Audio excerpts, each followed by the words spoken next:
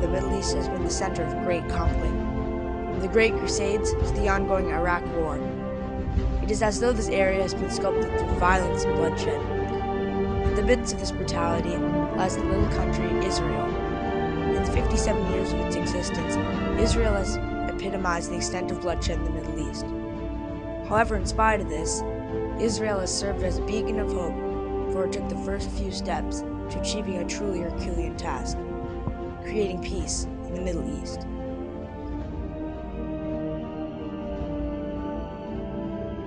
From the day of its birth, Israel knew that being surrounded by Arab nations could pose a threat, so they started preparing for war. Conflicts between the two neighboring areas led to more serious problems.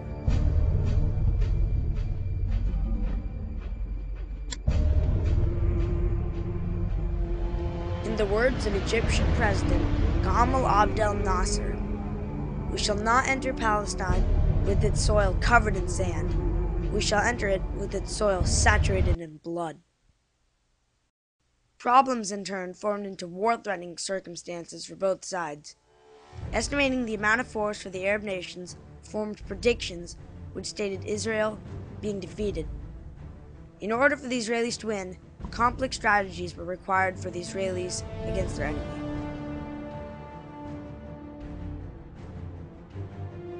It wouldn't be long now before one of the countries made its move.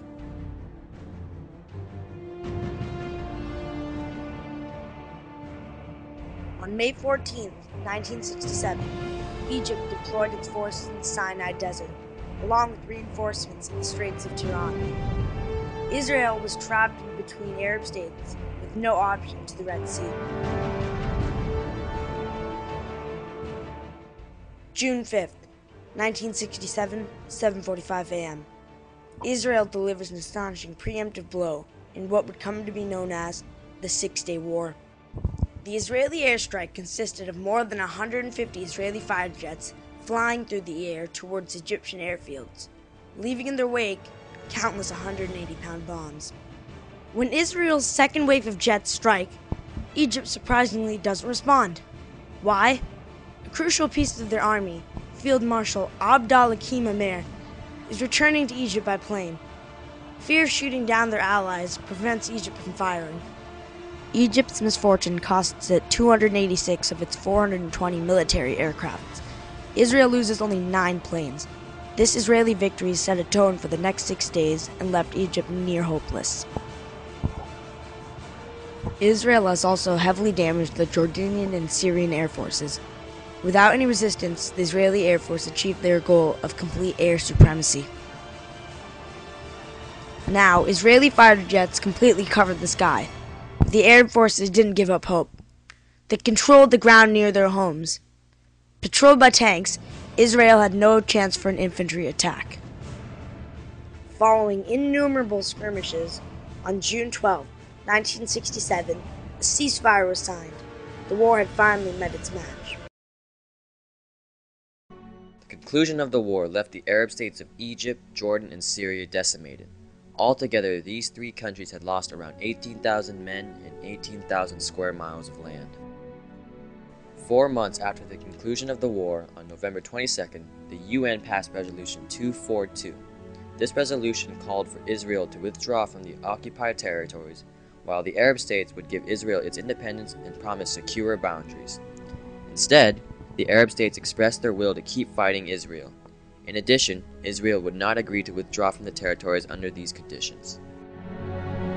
Although the events following the UN Resolution 242 were not desired, this resolution laid the foundation for the later peace process that would result in the 1978 Camp David Accords.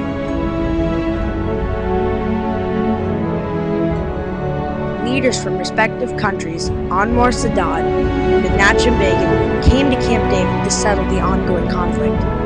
Jimmy Carter, the current president of the United States, volunteered to be the mediator to conclude this long-lasting argument. In the 13 days that the 3 leaders and their staff spent at Camp David, there was as much play as there was work.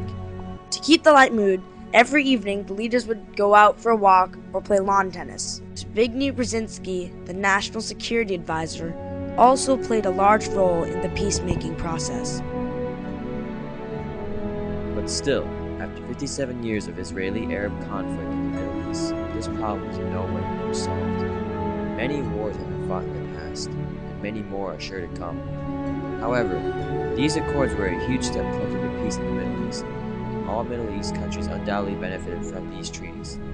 These conflicts and compromises in Israeli-Arab history show that peace in the Middle East is not out of our reach.